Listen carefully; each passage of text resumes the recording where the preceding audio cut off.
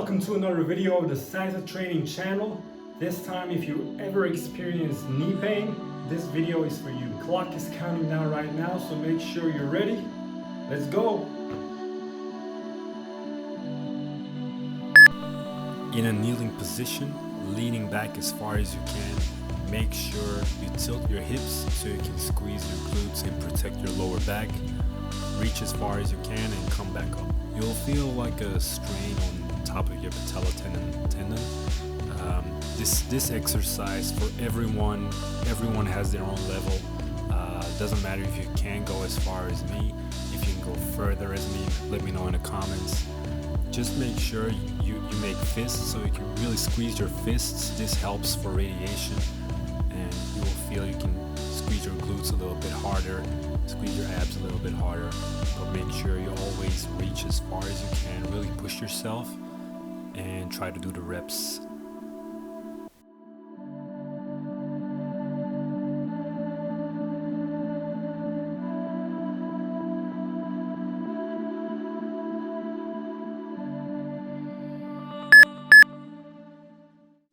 Next exercise is a Kozak warrior squat.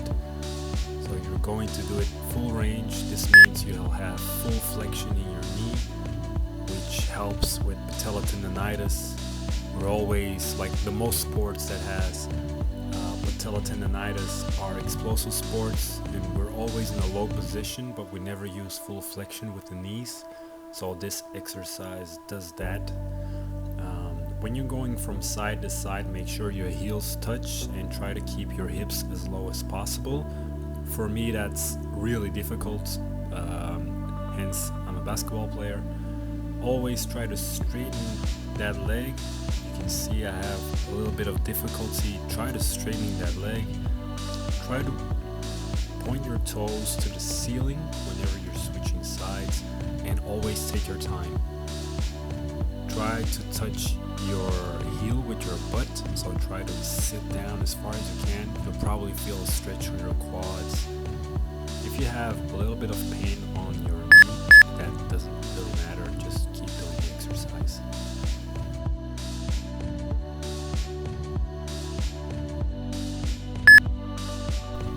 As you can see, this looks like a glute bridge, but you have to make sure that your toe is pushing into the floor. This means more activation for the calf muscle, and your hamstrings will do the bulk of the work, not your glutes this time. Other leg, try to touch your chest, hands are off the floor, so that means no cheating with your elbows. And try to focus on your breathing, always in through your nose, out through your mouth.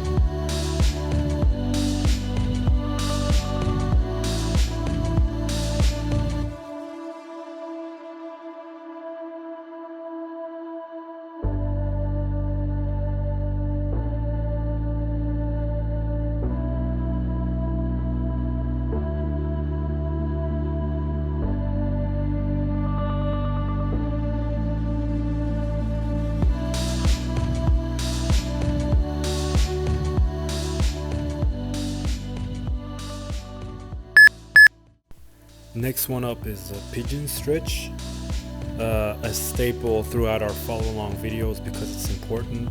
A lot of people's glutes are tight. Very important for this exercise, you may want to elevate your hips with a pillow, 2 pillows, or a yoga block. Try to move your upper body diagonally towards your knee, and every time you come up with your upper body, try to push your knee into the floor.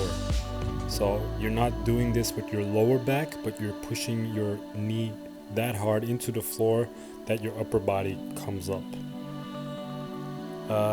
Another thing is if you have any knee pain with this exercise, make sure you point your toes to the side. So not in an angle of 90 degrees, but you're flexing your foot. Always try to maintain regular breathing pattern. A good one is breathing out when you come down so you relax the muscle, and then make sure you push your knee into the floor to have some glute activation as well, so you have active mobility and not passive mobility.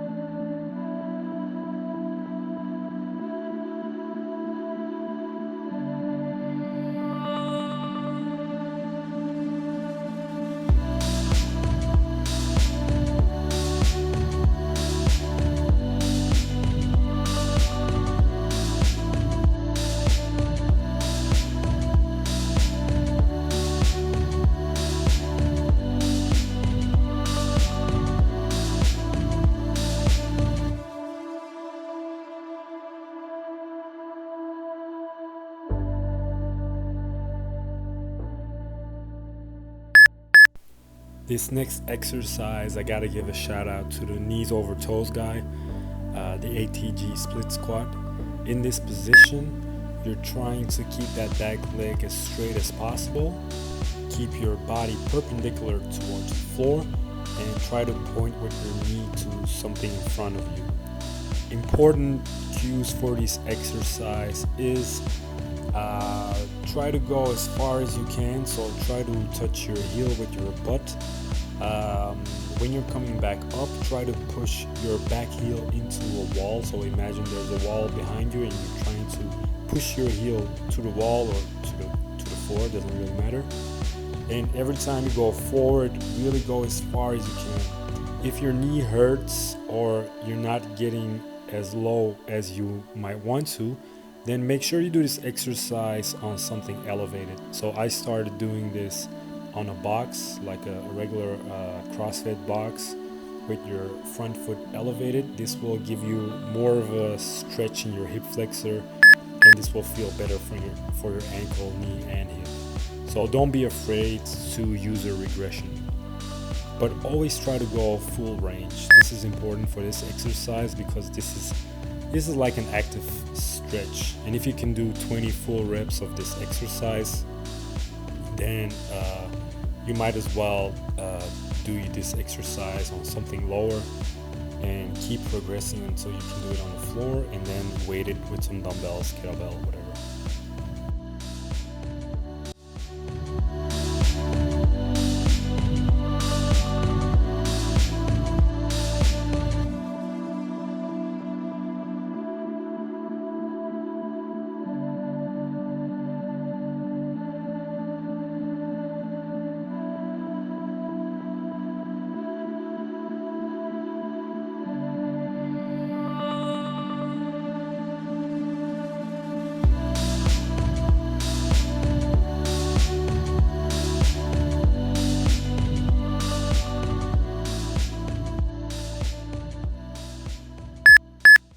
Last exercise of this routine is a knees over toes squat with a knee touch on the floor. So you're going down with your upper body perpendicular to the floor again, and you're going full flexion with the knees. When you sit down, try to relax, and after that, try to lean back and gently touch the floor with your knees, and then come back up. the important part of this exercise is to show control. So when you're coming down with your knees, don't fall down, but really gently try to touch the floor and come back up again and show control. This is a very good exercise to strengthen the patella tendon, to stretch your quads, to mobilize your big toe, which is very important if you play any kind of sports, and come back up again in a controlled fashion. So always do this exercise really slow. If you can do it in slow motion, you can do it in fast motion, and then come back up slow. You'll feel certain ranges are very hard. Really try to focus to control every part of the range. So that's it. You've did the complete routine. Try to do this routine as much as you can to bulletproof your knees. As always, like this video, subscribe, and see you in the next one.